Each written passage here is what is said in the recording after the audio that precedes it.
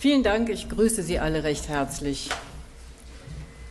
Muchas gracias, les saludo a todos cordialmente. Sí, Rusia, ¿y cómo seguir? Me permiten comenzar con una cita. Nunca antes estuve desalentado, nunca desesperé por la patria, pero ahora, al ver a sus salvadores, perdí toda esperanza. Esta cita es de Heinrich Heine y la leí hace unas semanas en Nachdenkseiten, en un artículo que trataba sobre el estado de nuestra democracia. Considero que los sistemas democráticos son, en principio, la variante más humana para organizar la convivencia. Pero no se debe olvidar, las democracias dependen del llamado ciudadano responsable para que funcionen. Sin embargo, un ciudadano solo puede ser responsable si, en primer lugar, recibe educación y, en segundo lugar, está continuamente y completamente informado. Laufend, umfassend informiert wird. Dass beides nicht so ohne weiteres gegeben ist, bei der Bildung. Tanto la educación como la información completa, en mi opinión, no se dan tan fácilmente. En cuanto a la educación, probablemente se pueda llegar a un consenso de que aún hay mucho margen de mejora. En cuanto a la calidad de la cobertura informativa, esto es menos el caso. Estas deficiencias ponen en peligro la democracia y, en última instancia, la paz, que, como se sabe, es más que solo la ausencia de guerra. El periodismo es un pilar importante para otorgar estabilidad a una democracia. La tarea de decidir una y otra vez qué entra en las noticias, sobre qué se debe informar y qué se debe omitir inevitablemente, es muy responsable, porque a menudo no se tiene la opción entre lo correcto y lo incorrecto, sino solo entre lo incorrecto y lo incorrecto.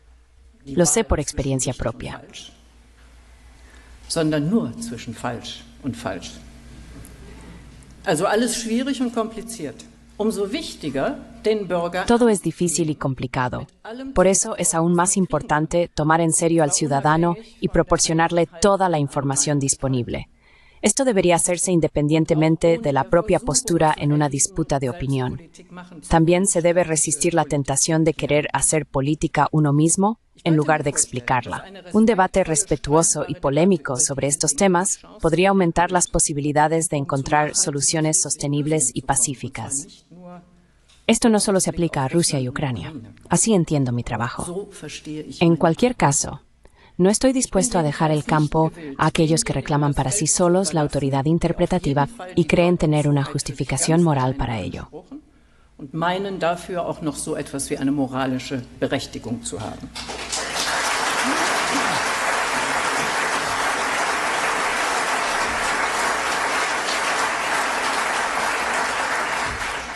Also Russland und wie weiter.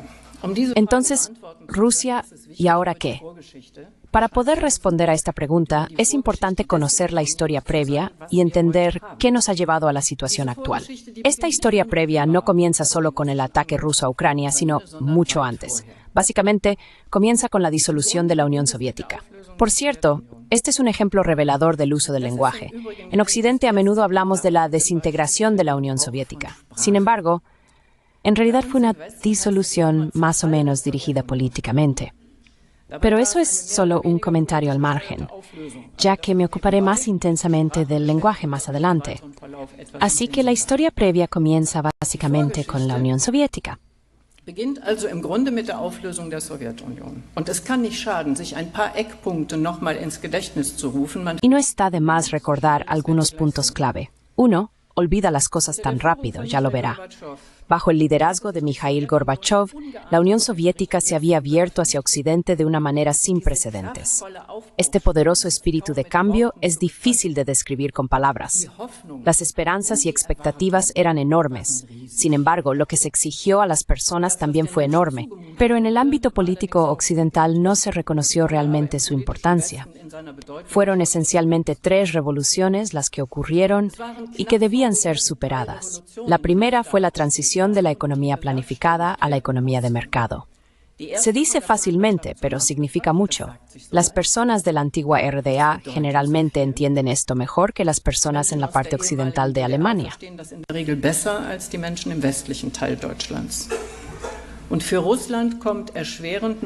Y para Rusia se suma la dificultad, aparte del tamaño, por supuesto, de que la economía rusa no fue arruinada por la economía planificada, sino creada por ella. Esa es una diferencia significativa.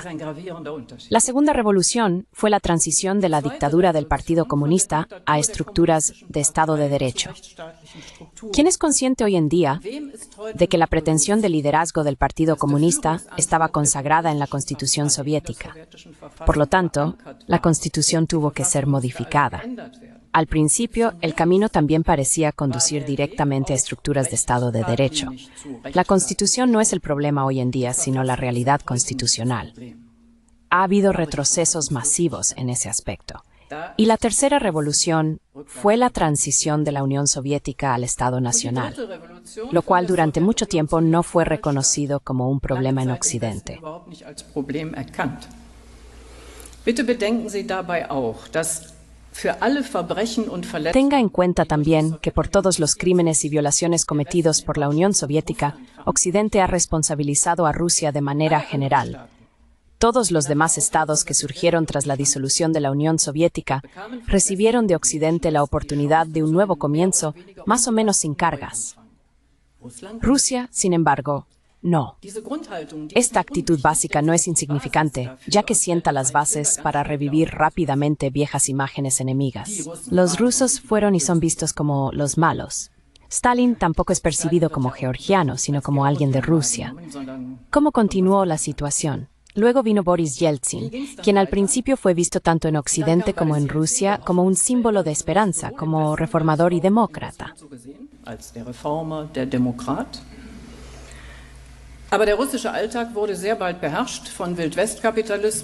Pero la vida cotidiana rusa pronto fue dominada por el capitalismo salvaje, la corrupción y un gran caos. Había condiciones caóticas que apenas podemos imaginar en nuestro país relativamente estructurado. Yeltsin, a través de privatizaciones dudosas de industrias clave, se convirtió en el partero de los oligarcas, la élite del dinero. Bajo su mandato, se produjo una venta sin precedentes del país.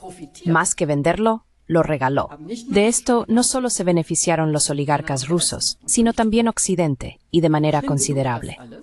Por malo que sea todo esto, lo peor de todo es que todos los bonitos términos occidentales, como liberalización y democratización, sonaban bien en teoría, pero en la práctica no resultaron ser el paraíso prometido para la gente en Rusia, sino un caos puro.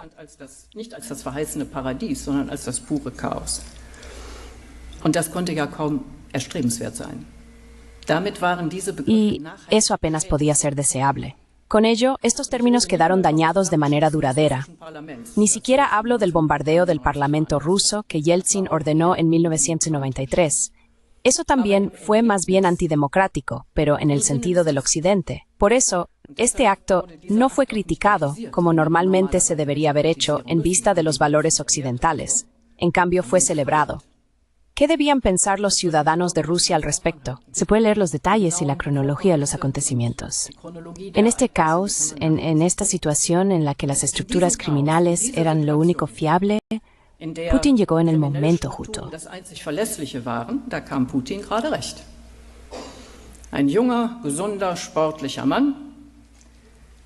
Un hombre joven, sano y deportivo, que con su política y su comportamiento ha devuelto a la gente en Rusia la confianza y la autoestima.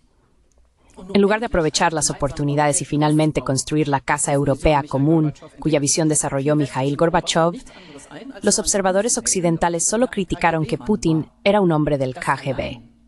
Eso por sí solo no dice nada. Por un lado, el KGB a finales de los años 80 revisó su pasado criminal de una manera sin precedentes. Hay una producción de Art-Akademia titulada KGB, Crimen y Glasnost.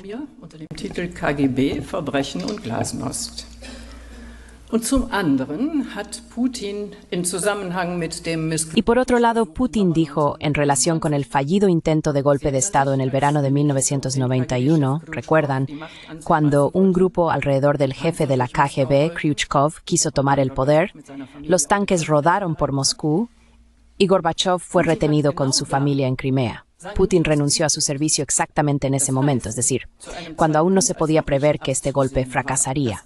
Eso es una declaración clara. Pero esos detalles solo molestan. El hecho es que Putin, en su primer mandato, hizo muchas ofertas de cooperación al Occidente. El señor Müller también mencionó algunas propuestas que, sin embargo, fueron todas ignoradas o rechazadas de inmediato. entweder ignoriert oder gleich zurückgewiesen worden sind. Und das ist keine Marginalie, sondern das ist eine Y esto no es una cuestión marginal, sino una experiencia fundamental que moldea el comportamiento futuro. También es un hecho que Putin en su primer mandato valoró mucho la importancia de una sociedad civil fuerte e hizo mucho para desarrollarla. Los numerosos intentos no fueron reconocidos en absoluto por nosotros o fueron ridiculizados. Para aquellos que ahora piensan que puedo contar mucho pero faltan pruebas, las encontrarán en mis libros anteriores, entre ellos ¿Qué pasa en Rusia?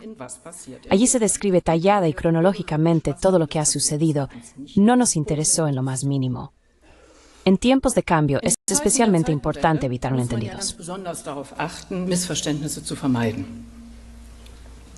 Deshalb an dieser Stelle eine Zwischenbemerkung. Por eso, en este punto, una observación intermedia. Cuando menciono errores occidentales, no significa que esté afirmando que, por el contrario, Rusia sea impecable y solo la pobre víctima. No son esas las categorías en las que pienso. Cuando explico y analizo la política de Putin en sus inicios como presidente, no tiene nada que ver con justificar sus actividades posteriores, tanto en política interna como externa. Explicar no tiene nada que ver con justificar. Ese es uno de los grandes malentendidos de nuestro tiempo. Me concentro en los errores occidentales por dos razones.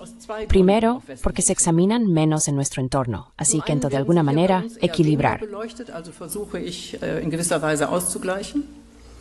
Und zum anderen sollte man sie kennen, sie nicht zu wiederholen. Y por otro lado, uno debería conocerlos para no repetirlos.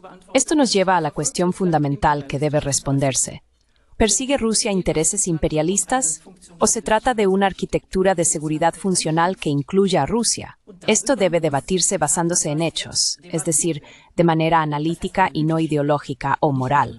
No ayuda que los políticos alemanes diseñen escenarios de amenaza y adviertan, cito, de las fantasías de gran potencia de Putin. O que los expertos desarrollen cronogramas según los cuales los rusos estarán en Berlín en 5 años. Tales declaraciones fomentan más el miedo que ser el resultado de una evaluación objetiva de la situación.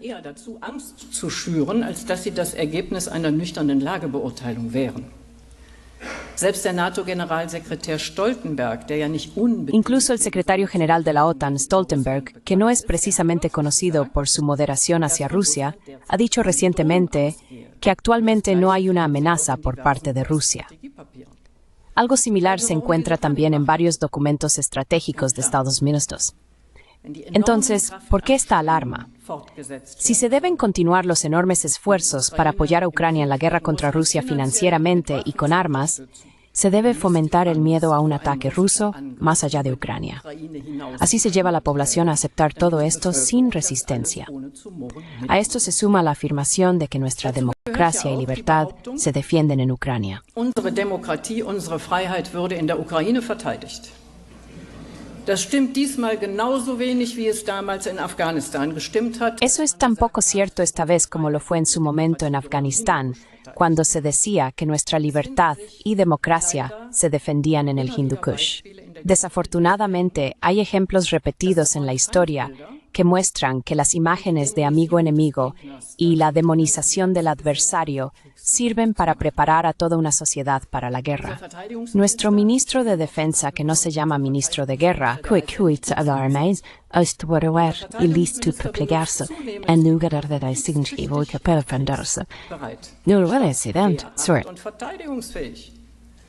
Das unterläuft ihm ja nicht aus Versehen.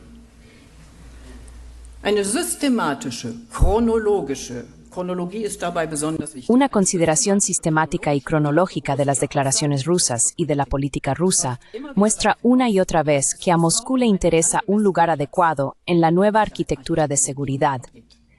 Esto se hizo necesario después de que la confrontación este-oeste pareciera superada a finales de los años 80.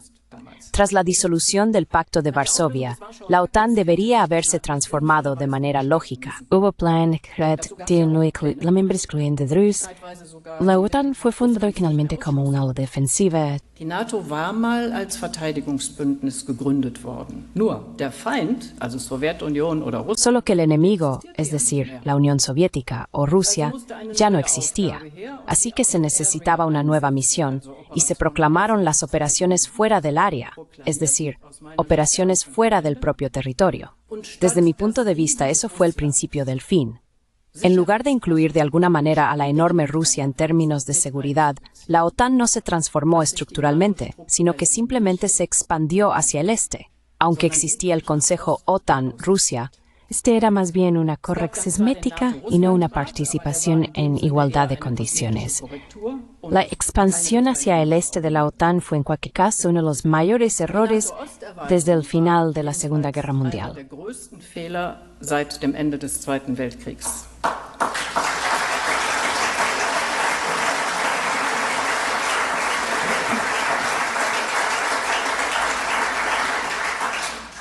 Das hat unter anderem auch der langjährige deutsche Außenminister Hans-Dietrich Genscher so gesehen. Eso lo vio también el veterano ministro de Asuntos Exteriores alemán Hans-Dietrich Genscher.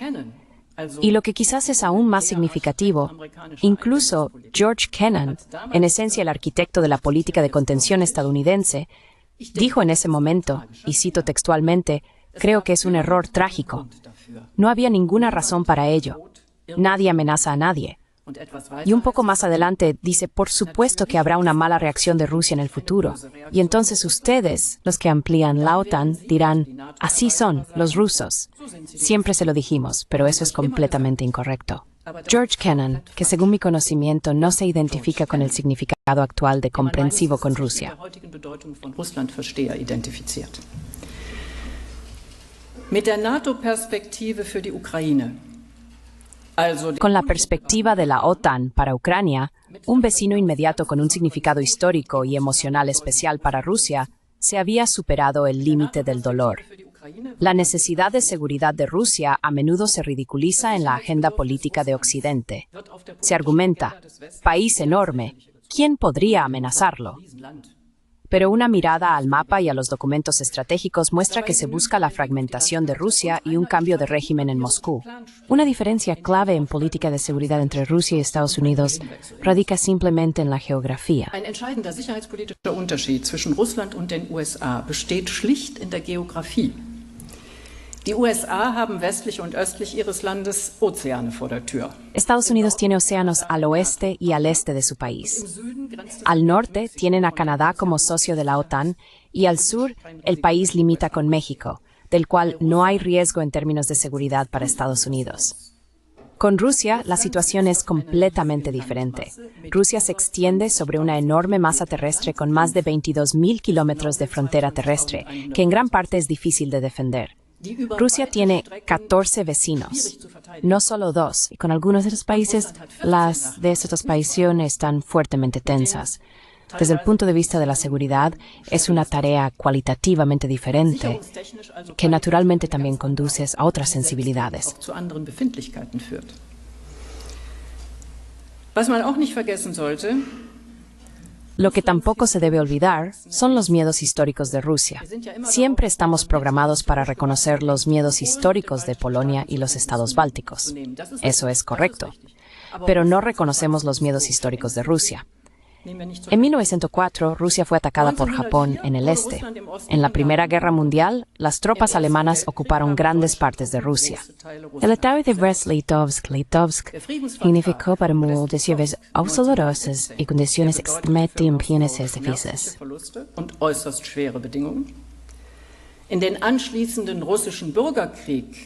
En la subsiguiente guerra civil rusa, las potencias occidentales intervinieron, especialmente Francia y Gran Bretaña. Lo que también se pasa por alto a menudo es que Polonia intentó aprovechar la debilidad de Rusia después de la Primera Guerra Mundial para expandir su territorio hacia el este, y lo hizo más allá de la línea que en las negociaciones de paz debería haber formado la frontera oriental de Polonia. La Gran Polonia del periodo de entreguerras se apropió de los territorios soviéticos que Stalin recuperó en 1939. Sí, y luego, por supuesto, no hay que olvidar la invasión alemana de 1941 con todo el sufrimiento inmenso e inimaginable crueldad.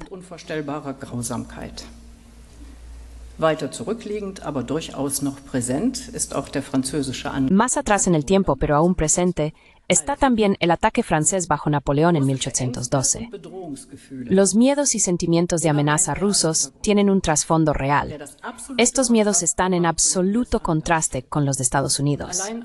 Debido a esta combinación de experiencias históricas y ubicación geográfica, la situación de amenaza se presenta de manera muy diferente para Rusia.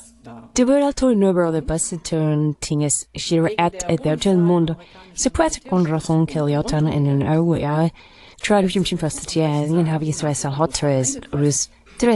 und rückt jetzt eben auch von Westen her immer näher an russische Landesgrenzen. Nochmal zum Vergleich. Oder nur mal zum Vergleich. Para comparar, Rusia tiene 11 bases militares fuera de su propio país, de las cuales 9 están en las inmediaciones de Rusia. Estados Unidos tiene casi 800 bases militares en más de 70 países del mundo. ¿Quién amenaza a quién aquí?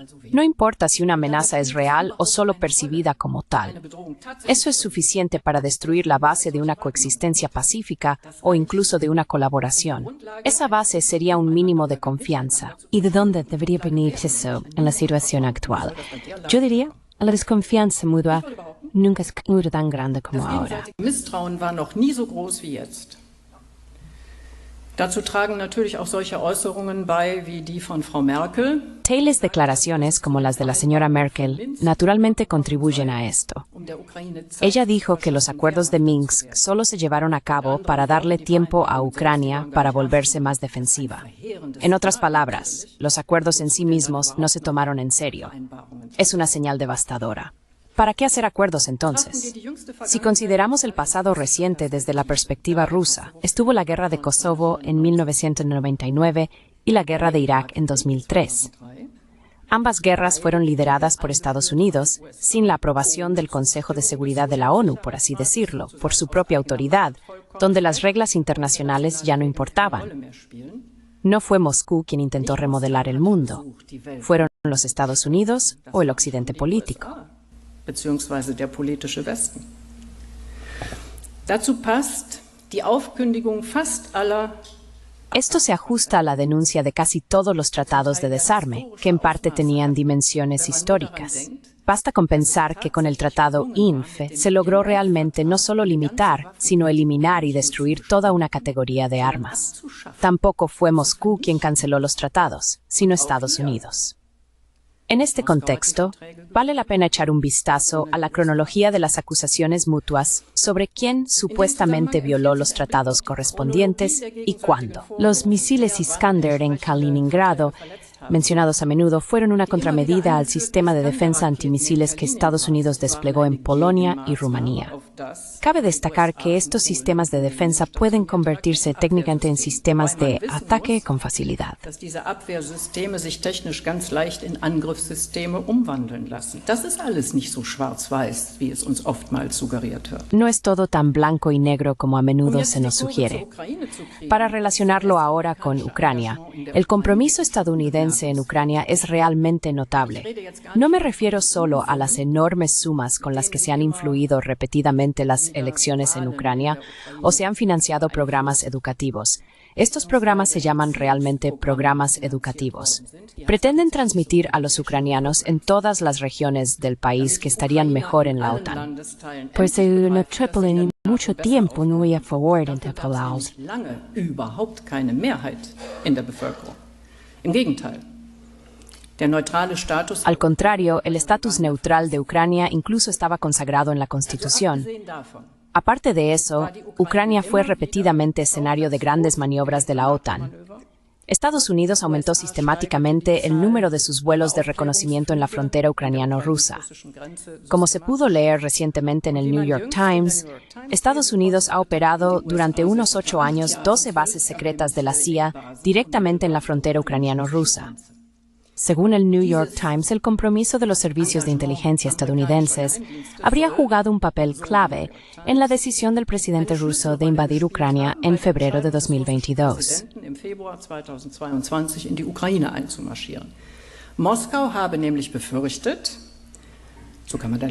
Moscú temía que Ucrania pudiera convertirse, con la ayuda de la CIA, el Servicio de Inteligencia Exterior británico MI6 y otros servicios occidentales, en una plataforma para operaciones contra Rusia. Antes de la invasión a Ucrania, el presidente ruso pidió formalmente garantías de seguridad, pero ni siquiera querían hablar con él.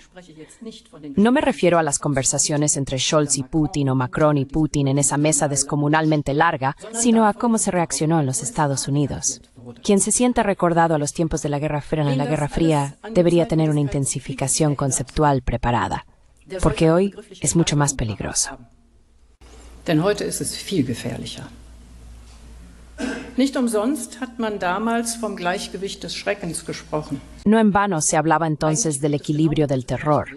Se trata precisamente de este equilibrio, de ajustar y mantener la capacidad de segundo ataque.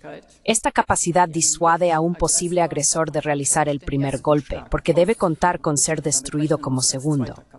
Occidente político hace todo lo posible por desequilibrar este equilibrio. En los tratados internacionales a menudo se enfatiza que la seguridad de uno no debe desarrollarse o garantizarse a expensas de la seguridad del otro. Pero, ¿quién sigue respetando eso? ¿Qué ha pasado con los canales de comunicación que se crearon para tiempos de crisis?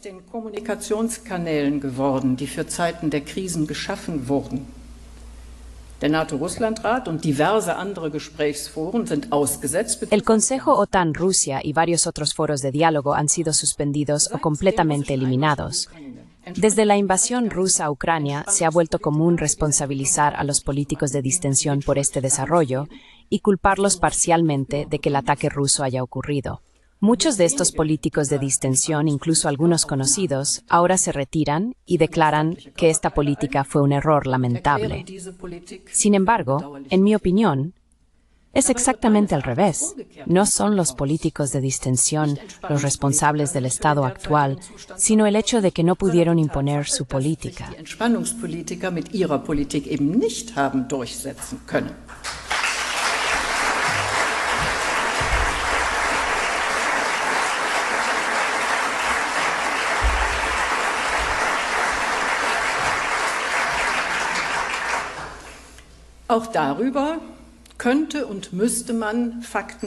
También sobre eso se podría y debería debatir de manera basada en hechos y civilizada. No se debería descartar cada argumento que no se ajuste a la línea actual del gobierno, como desinformación o noticias falsas, para hacerlo indiscutible. O peor aún, llamarlo propaganda rusa, en la que supuestamente todos caemos masivamente. Sobre eso se podría debatir interminablemente.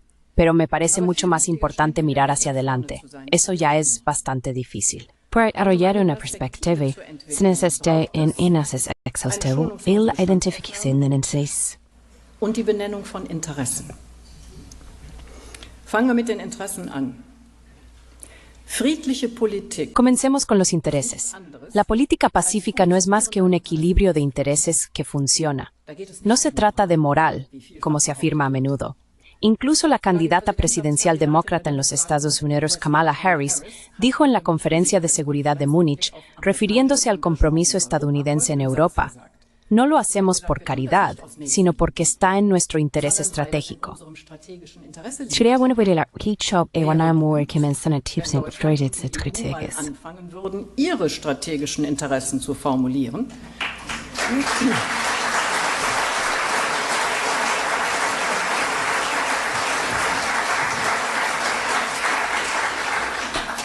Da gibt es sicher Berührungspunkte mit den USA oder Schnittmengen. Seguramente hay puntos de contacto con los Estados Unidos o áreas comunes, como se dice hoy en día. Pero también hay diferencias significativas que no deben subestimarse. Estas diferencias deben ser elaboradas y claramente nombradas. Por ejemplo, es del interés de la UE, especialmente de Alemania, mantener buenas relaciones con Rusia. Asimismo, es del interés de Rusia tener buenas relaciones con la UE y con Alemania. No solo somos vecinos, sino también socios naturales que se complementan. Sin embargo, esto no era en absoluto en el interés de los Estados Unidos. Todo lo contrario.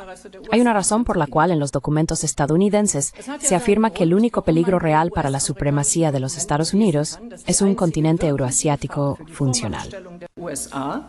Ein funktionierender eurasischer Kontinent ist. China spielt nochmal eine spezielle Rolle. China desempeña un papel especial. Desde la perspectiva estadounidense, el peligro de una buena cooperación con China ha sido evitado por el momento. Los únicos que se benefician de esta situación son los Estados Unidos y la industria armamentística. Para los Estados Unidos es un éxito haber alcanzado su objetivo estratégico. Este objetivo, que aparece en documentos oficiales desde hace unos 100 años,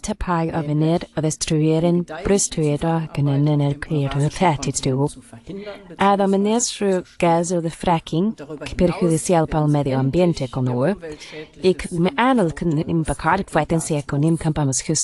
die preiswerte Konkurrenz, die wir bequem vor der Nase hatten, ausgeschaltet.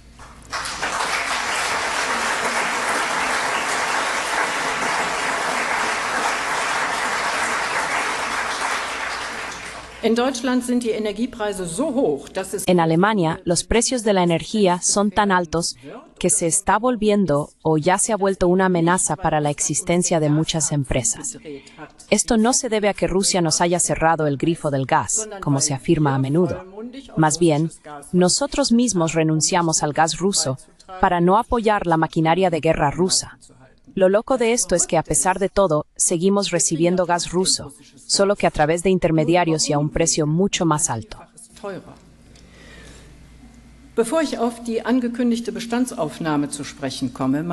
Antes de abordar el inventario anunciado, me gustaría hacer un comentario intermedio para evitar posibles malentendidos. Cuando critico la política de los Estados Unidos, no debe confundirse con antiamericanismo. Encuentro a los Estados Unidos de América tan fascinantes como a Rusia. También mis experiencias con personas en mis viajes a través del continente fueron en su mayoría positivas. Y persigue sus intereses. Also seine Interessen verfolgt. Und dann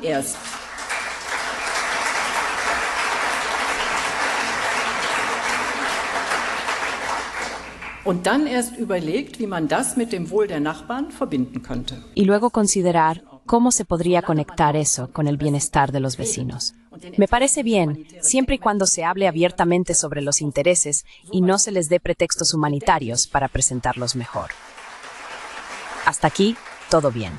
Se vuelve preocupante cuando un fervor casi religioso y misionero lleva a tomar el derecho de intervenir en cualquier parte del mundo, de manera encubierta o abierta, violentamente, para perseguir intereses propios. Eso contradice. Einzugreifen, eigene Interessen zu verfolgen. Das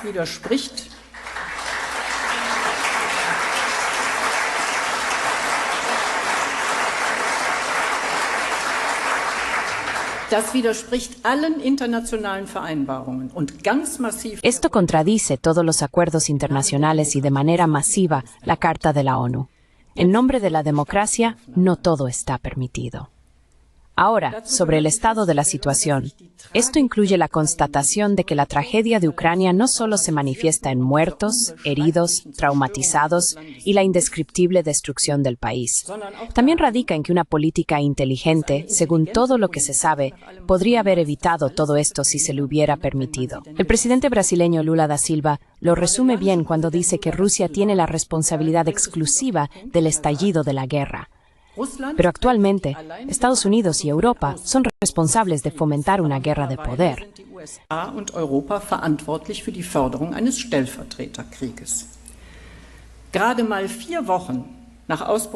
Apenas 4 semanas después del estallido de la guerra, hubo una gran oportunidad para ponerle fin. A través de la mediación del entonces primer ministro israelí Bennett, se llevaron a cabo negociaciones en Estambul. Estas fueron exitosas. Aunque no se habían resuelto todos los puntos, la dirección estaba clara. Sobre todo, existía la voluntad de resolver los puntos de conflicto de manera diplomática, incluso en relación con el complicado tema de Crimea. Todo esto no fracasó por Rusia, sino porque poner fin a la guerra en ese momento no estaba en el interés de la comunidad de estados occidentales.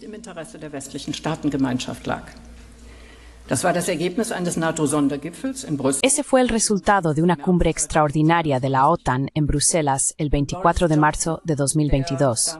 Boris Johnson, el entonces primer ministro británico, dejó esto claro a su homólogo ucraniano durante una visita relámpago a Kiev el 9 de abril. La justificación la proporcionó el secretario de Defensa estadounidense, Lloyd Austin. Dijo que se debía aprovechar la oportunidad para debilitar a Rusia de manera permanente, tanto militar como económicamente, A través de esta guerra. Así que no se trataba principalmente del bienestar de Ucrania. Con ello, todo lo que se había logrado hasta entonces quedó obsoleto.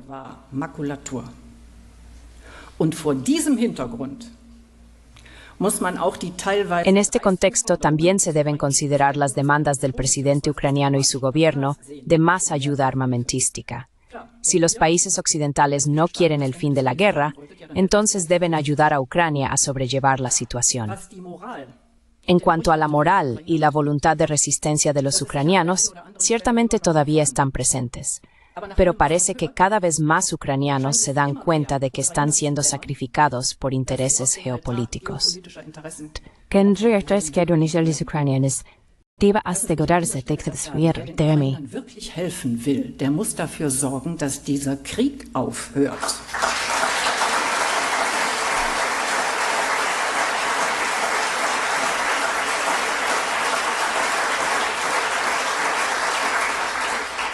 Dass das nach gut 2 Jahren Abnutzungskrieg Que la guerra de desgaste, después de más de 2 años, resulte más desfavorable para Ucrania que antes, como en Estambul, marzo de 2022, es bastante triste, pero era previsible. El balance también incluye el estado de las cosas en el frente. Como es sabido, no es fácil obtener información verificada en la guerra, por lo que se debe tener precaución. El ataque sorpresa ucraniano, la llamada ofensiva de Kursk, aparentemente se ha estancado. Después de los notables avances iniciales en el terreno, no ha habido un progreso real. El supuesto cálculo de Kiev de atar a las tropas rusas en el sur y aliviar la situación en el Donbass no ha funcionado. Zu sorgen, ist nicht aufgegangen. Moskau ist nämlich darauf nicht hereingefallen, sondern Moscú no cayó en esa trampa. En cambio, está aprovechando la debilidad ucraniana existente en cuanto a personal y equipo para avanzar más en el Donbass. Esta área es mucho más interesante para Rusia. Los rusos aparentemente están cerca de la ciudad estratégicamente importante de Bakrovsk. Esta ciudad es estratégicamente importante porque allí se encuentra un nudo ferroviario que juega un papel crucial en el suministro. Casi más importante es que después apenas hay líneas de defensa fortificadas. Lo que varios blogueros militares destacan es que las áreas capturadas por Rusia ahora están apenas destruidas en comparación con el comienzo de la guerra.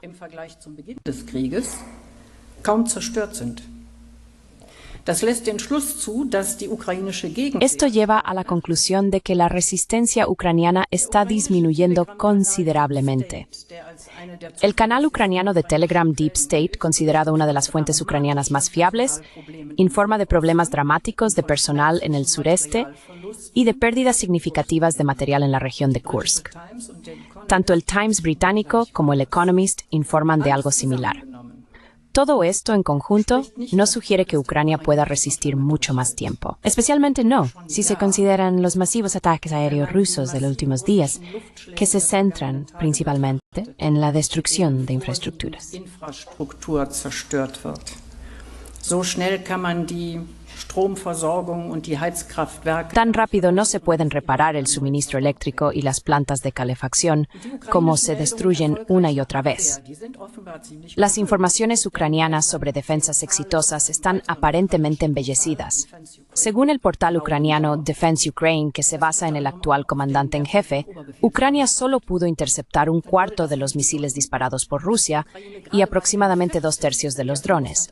Sin embargo, Ucrania necesita informe éxito para seguir contando con el apoyo de Occidente. Die Ukraine braucht aber Erfolgsmeldungen, den Westen bei der Stange zu halten. Und je verzweifelter die Lage wird, y cuanto más desesperada se vuelve la situación, mayor es el riesgo de que no sea la razón, sino el pánico, lo que determine el comportamiento. No es un secreto que Zelensky y su gobierno hacen todo lo posible para involucrar a la OTAN en esta guerra. En esencia, es más bien una discusión teórica si Occidente es parte beligerante o no. Según el Servicio Científico del Bundestag alemán de marzo de 2022, no se convierte en parte beligerante simplemente por el suministro de armas, sino por la formación de soldados. Ya a finales del año pasado, unos 8.000 soldados ucranianos habían recibido formación por parte de la Bundeswehr.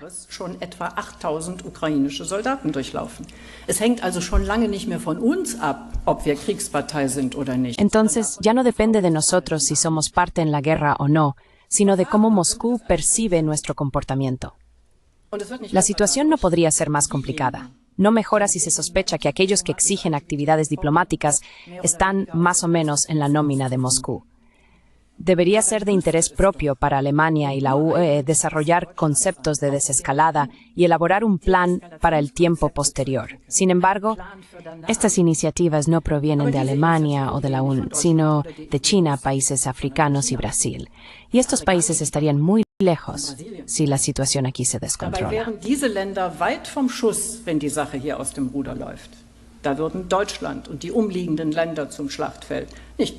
Alemania y los países circundantes se convertirían en el campo de batalla, no Brasil o China y tampoco Estados Unidos.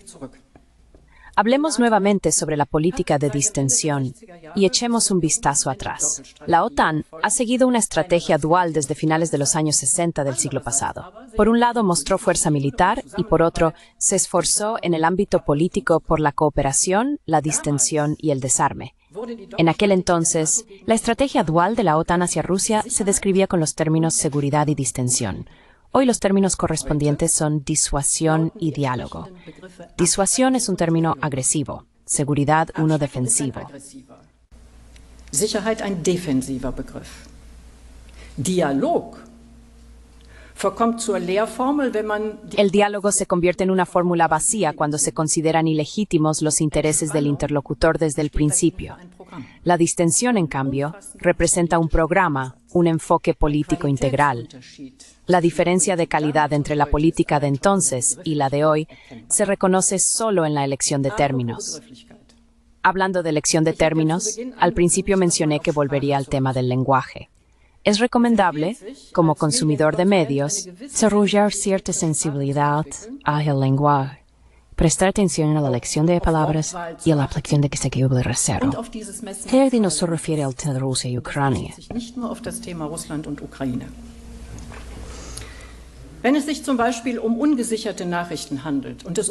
Si se trata, por ejemplo, de noticias no verificadas y se refiere a los buenos, a menudo se dice que esto y aquello es aparentemente así. En el caso de los malos, el término aparentemente se convierte generalmente en la palabra supuestamente. Ahí la duda ya está claramente presente.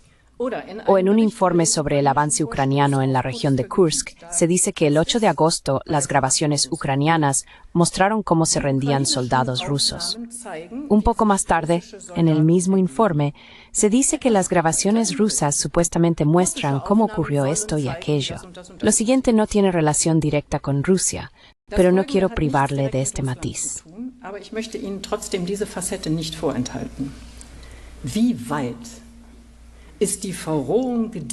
¿Hasta qué punto ha avanzado la brutalización cuando en las noticias sobre la eliminación selectiva de líderes de Hamas y Hezbollah se dice que han sido neutralizados? Los términos utilizados fueron neutralizados o incluso eliminados, no matados o asesinados. Otro ejemplo. Hay términos establecidos. Entre ellos se encuentra la guerra de agresión ilegal contra Ucrania. No hay objeciones a eso. Pero si en este caso se formula con tanta precisión, ¿por qué no de manera consistente? Entonces no debería decirse las alturas del Golán ocupadas por Israel. Eso también fue y es ilegal según el derecho internacional, pero no se le llama así.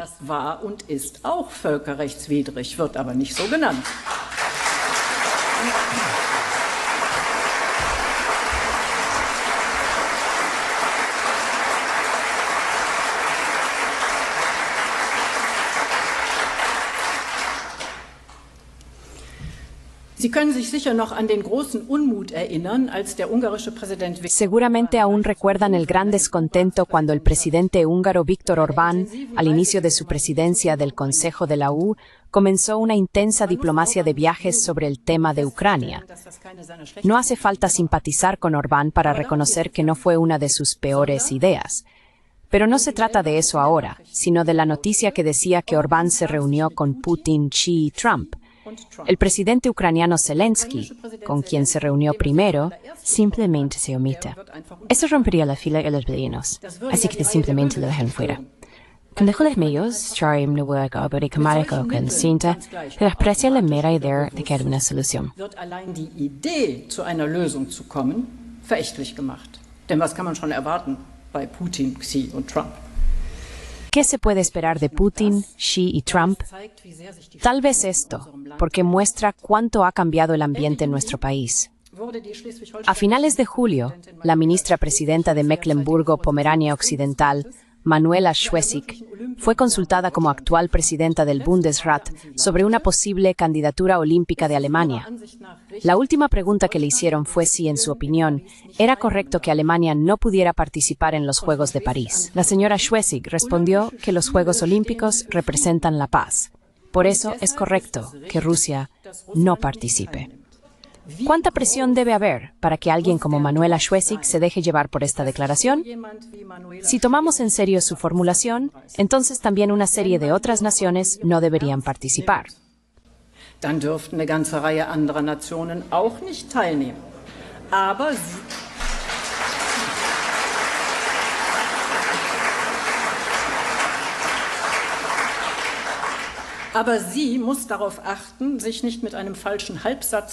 Pero debe tener cuidado de no hacerse vulnerable con un comentario imprudente sobre Rusia, ya que todavía se le acusa de apoyar políticamente a Nord Stream 2. Actualmente no se puede hablar de Rusia y Ucrania sin mencionar el despliegue de misiles en Alemania previsto para 2026. Algunos están firmemente convencidos de que esto aumentará nuestra seguridad. Otros creen que ocurre lo contrario. No les sorprenderá que yo sea de los que consideran estos planes como una peligrosa escalada. A continuación me gustaría explicar por qué. El tema del despliegue tiene al menos dos aspectos, uno técnico-militar o de seguridad y otro democrático. Comenzaré con el aspecto democrático.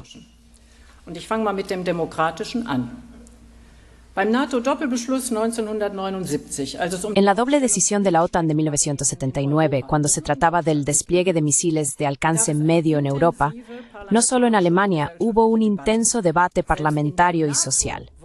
Incluso dentro de la OTAN se discutió de manera controvertida. Pasaron 4 años hasta que el Parlamento aprobó el despliegue de los misiles Pershing, acompañado de las mayores manifestaciones que Alemania haya experimentado.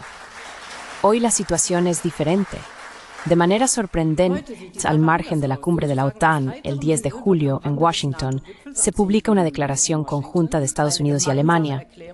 En ella, se afirma que los Estados Unidos de América, a partir de 2026, estacionarán temporalmente sistemas de armas de largo alcance de su Fuerza de Tarea Multidominio en Alemania, como parte de la planificación para su futura estación permanente.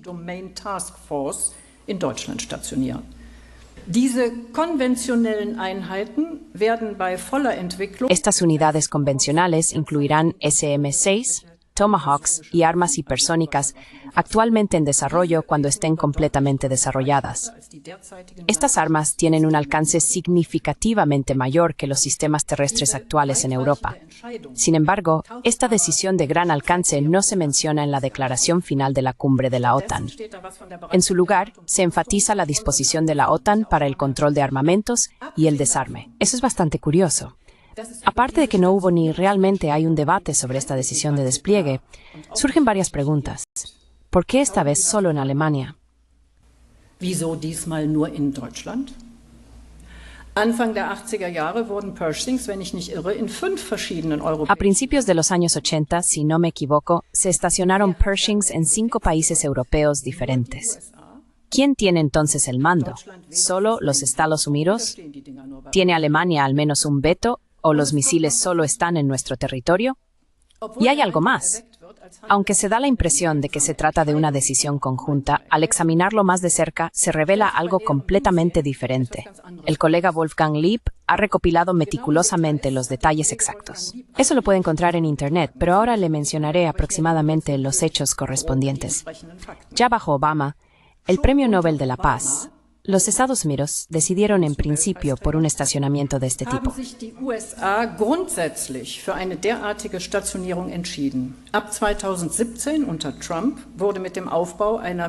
A partir de 2017, bajo Trump, se comenzó a construir una estructura de unidad militar del ejército de Estados Unidos. Y ese es el punto crucial. Desde el 13 de abril de 2021, mucho antes del ataque ruso a Ucrania, se están llevando a cabo los preparativos concretos.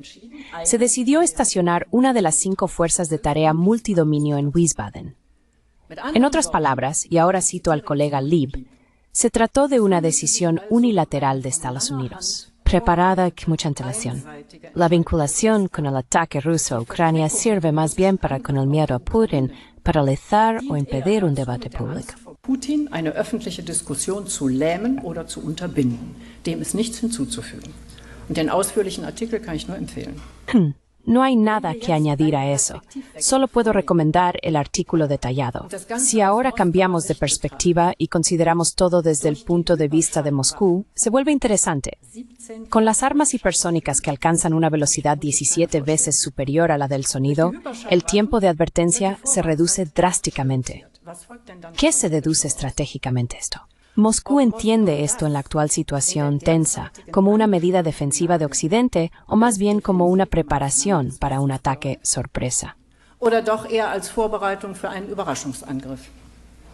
Und wenn damit dann zu rechnen ist, wäre es dann aus Moskau. Y si se espera eso, ¿no sería mejor desde el punto de vista de Moscú actuar preventivamente en contra? Ya sea de manera preventiva o como represalia, ocurrirá en un área densamente poblada de Alemania. Ya en 1968, un experto militar del SPD señaló en un libro que los sistemas basados en tierra deberían estar en Alaska, Groenlandia o en algún desierto, pero ciertamente no en áreas densamente pobladas. En cualquier caso, cómo esta acción debería aumentar nuestra seguridad. Wie sich dadurch, durch diese Aktion, unsere Sicherheit erhöhen soll.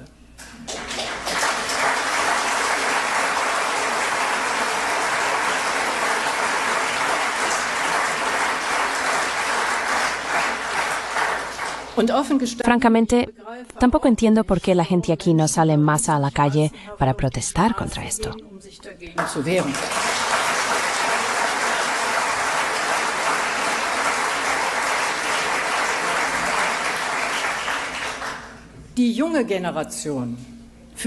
La generación joven para la cual la paz aparentemente se ha vuelto algo obvio está tan enfocada en el cambio climático que ya no queda espacio para el tema de la guerra y la paz. Sin embargo, debería quedar claro para todos. Si la paz no funciona, especialmente ante las armas nucleares, entonces el clima también deja de importar.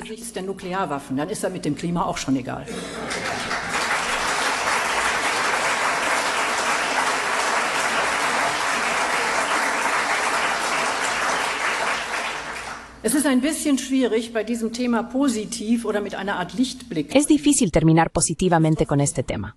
Sin embargo, quiero intentarlo. Si recordamos lo que es posible en términos de política de distensión, Solo tenemos que pensar en el comienzo de la nueva política oriental alemana.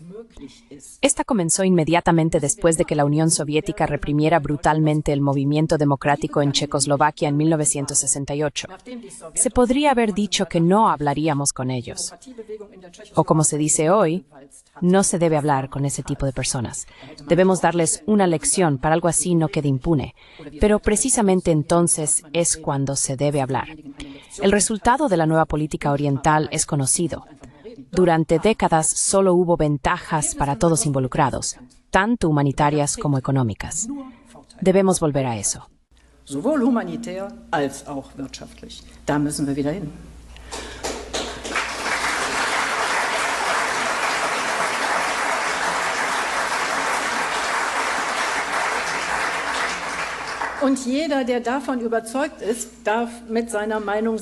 Y cualquiera que esté convencido de ello no debería esconder su opinión. A veces puede ser incómodo, lo sé. Tampoco se puede descartar que te metan rápidamente en una categoría en la que no perteneces. Pero eso no debería detenerte. Quizás ayude la frase del humorista Andreas Revers. Si digo algo correcto que le gusta a la gente equivocada, eso no hace que lo correcto sea automáticamente incorrecto. Ahora lo formularé de manera un poco solemne. Le debemos a nuestro sistema, si queremos preservarlo, a nuestro sistema democrático, no ocultar nuestra opinión, sea cual sea. Deberíamos hacer todo lo posible para que esta opinión se base en la mayor medida posible en información y no en convicciones ideológicamente condicionadas. Und nicht auf ideologisch bedingten Überzeugungen. Una sociedad que con razón está orgullosa de su libertad de expresión garantizada constitucionalmente debe fomentar una cultura de debate. De lo contrario, la libertad de expresión garantizada teóricamente no sirve de nada. Las personas deben sentir que es completamente normal discutir de manera decente, en el doble sentido de la palabra. Comencé con una cita y también quiero terminar con una, esta vez de Jean Paul, el escritor alemán, que era un poco más viejo que Heinrich Heine. Él dijo, se puede ser tonto con el permiso de la autoridad, pero no inteligente sin él. Ich danke Ihnen.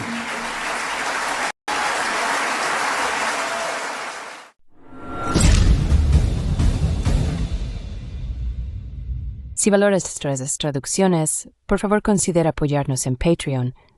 El enlace está en la descripción. Muchas gracias.